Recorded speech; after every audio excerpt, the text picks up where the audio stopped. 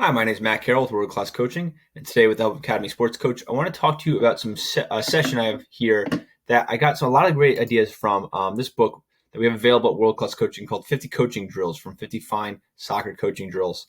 It's available on the website for free. I'll put it in the comments so you can check that out. And I really like this one because not only does it have the 50 drills in it, but it's a lot of information about the drills and a lot of discussion about theory behind them. Even just reading it, a cursory glance, the first time I opened it, I found, right away two things I just thought, wow, I have to bring that to my next session. So the drill, the drills I'm going to pick out from this are not crazy drills, but I like the way they explain them and the way they make you think about how you've been activating some of the drills you've been using for a long time, and just in a different way. So this first one I've got here is knockout. Everyone's played knockout before. It's a staple of youth camps and things like that. If you're, hey, I want to have a little bit of a fun session. Let's play a little knockout. Let's make it competitive. Everyone's done it. And the one thing I was reading about, one of those things that opened and had that cursory glance at was talking about when you knock the player out, especially at youth level, especially when you don't have a high level team where everyone's kind of pretty competitive. What you find is the weakest, slowest kid gets kicked out. Kid with those not the strongest of the ball, they get kicked out and they're out now. And I've always done it where I do like a zombie knockout, where if you get knocked out, now you have to go defend. But even then, the player that probably needs the most work on the ball is off the ball. And I thought that was a really interesting concept. And what they do is they set a time limit for it. So you're playing for 10, 15 minutes, whatever it is. 3-minute drill, stop. 3-minute drill, stop. 3-minute drill, stop. But when your ball gets knocked out, the ball gets knocked out, you need to go off to the side and you have to perform some kind of action, whether it's 15 juggles, whether it's kick the ball in the air, bring it down and change direction 3 times, pull this move, whatever it is. So when you get knocked out, what it's forcing you to do is then practice so that you can get back in. And basically what you're doing is trying to stay in as long as you can without losing the ball, because if you do, you have to go out and then you're constantly having to go back and dribble and juggle and things like that. So nothing crazy. Not a revolutionary drill, a drill that we've all done, but just a different way of thinking about it. And that's what I really like about the book itself. So we would have something like this, and we'd have 4 players, and they'll be on the ball, and they'd try and knock each other's balls out. And, if you could get everybody out, maybe there's some kind of prize, because that would be pretty difficult because everyone's coming back in all the time. And maybe you keep it small, 4v4, maybe you have 2 grids to try to find that solution. So regular knockout game, again, just a different way of thinking about it. Next, I would bring in, we cut to 1 ball and 3 players per grid, and we bring in 2 defending teams here, 2 defenders in here. We'll put it and split the grid into 2. And what we've got here is black is playing a 2v1 here, trying to keep possession. So black plays to black. The defender comes and tries to defend the pass here. And we're just moving the ball back and forth as much as we can, looking for those off-the-ball runs. In a 2v1, we're looking for overlaps, things like that. But even, you're staying on this side of the pitch. So he plays that overlap, runs in. We're trying to find the next pass. He defends here. He goes wide. So there's a lot of little coachable concepts in this 2v1. But we're looking to 2v1 in transition. So let's say we're going to create some kind of situation where after you've completed 5 passes, you've completed 3 passes, try to make it a little quicker. You've played a 1-2 around the player. You can then transition. The one player can then enter the next grid and play 2v1s against that player. And we're looking maybe in a set time how many times we can do that. So if you make it, let's say, if you play a give and go around the yellow player. So we play here. I'll put a diagram in here. So we play. He plays here. He makes his run. He plays back to him. Because we played the 1-2, we can then transition. So this player now is over here with the ball. He plays his pass to this player as this player then tries to press. He makes a run, say here, and we have another give and go around our defender. So then this player immediately can come here, move into the grid, and we're just trying to find as many situations like that as we can within the game where we're just kind of popping around back and forth, finding those 1-2s.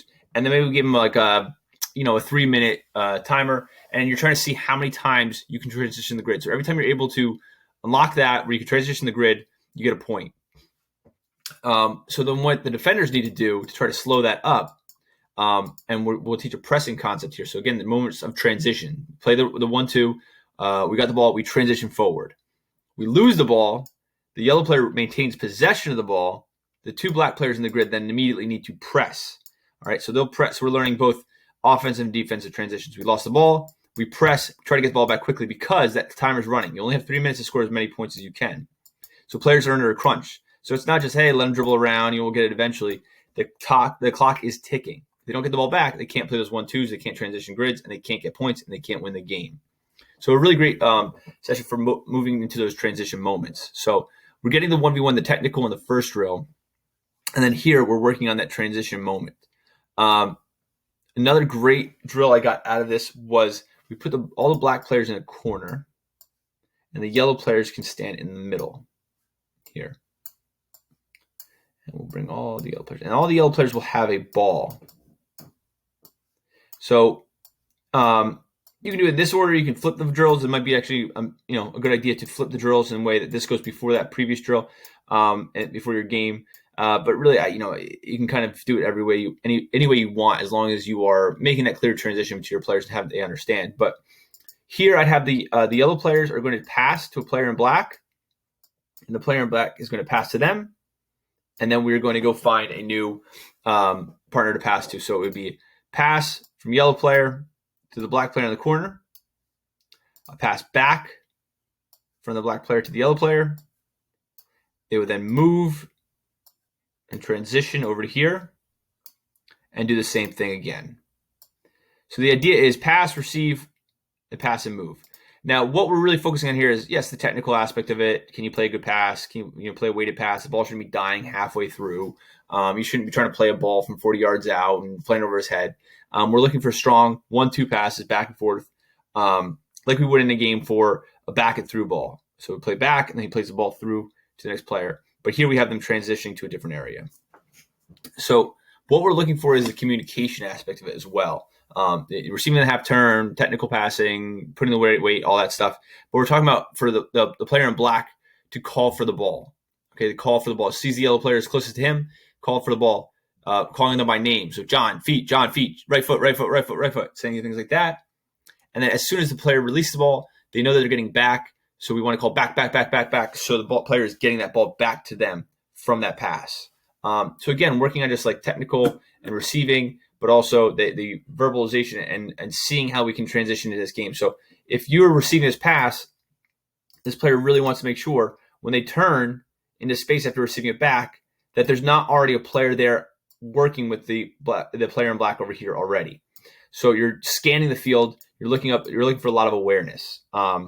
And then what I would do after this, after you've played this level, this version of the game, is I would take 2 of the balls out. Take 2 balls out. Okay, so now this player plays his pass over here. Okay. Plays pass here. Now he's got to go find somewhere else and try to find a different person with the ball. This person doesn't have a ball, so they'll run over. Okay, and the pass will come to them back here. They'll then move and try to get rid of their ball to someone else that does not have a ball in the black. So what you have is a lot of players not on the ball immediately. They're trying to search to find a pass. So you're not just, you could sit there, right, and not do anything, but you're not going to get the ball. And it's teaching players the concept of, okay, we've got to be moving. If you're standing around and you're just kind of sitting there, you're not going to get any passes to you. So you're kind of looking to anticipate. You see this yellow player makes this run. He's got a ball, right? He's received his pass. He's got a ball. He's going to offload that ball to a player in black.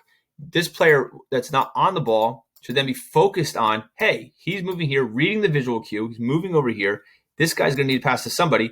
So maybe this player then moves down the line over to here so they can receive that next pass.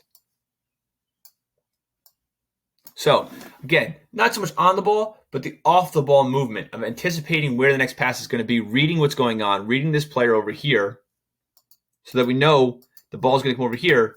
We're ready to be the next man on that ball and receive. All right, so scanning the field, working on the visual cues, working on our verbal communication, and just all the technical work that comes with this drill. So I think it's a really great drill for again, using before or after that previous drill we did with the transition work. Again, it's kind of up to you, but I think they kind of are interchangeable, however you want to do it. And then we're going to end the session with just a scrimmage where we're going to really highlight a lot of those key topics of the transition, receiving, the technical receiving, and then the mental visual cues. So again, I got this a lot of these great ideas from 50 Coaching Drills, from the 50 Fine Soccer Coaching Drills. Really great book. I'll leave it in the comment section for you guys to check out, because it's got some really great explanations of the drills we've done probably a million times, but explains it in a way that I think is really eye-opening for it was eye-opening for me, and I think it'll be really eye-opening for you. So I would say in the comments, if you have any drills that you know that, like, hey, this is the one that people do this all the time, it's a pretty common drill, everyone knows how to do it, I tell it to the players, they know right off the bat what I'm talking about. Do you have any of those drills where you're like, I don't like the way it's normally done, and you have any little changes to it that you find to be really effective? So you can leave that in the comments section when you get a chance. So again, my name is Matt Carroll with World Class Coaching, the Help of Academy Sports Coach, and I hope this session finds you well.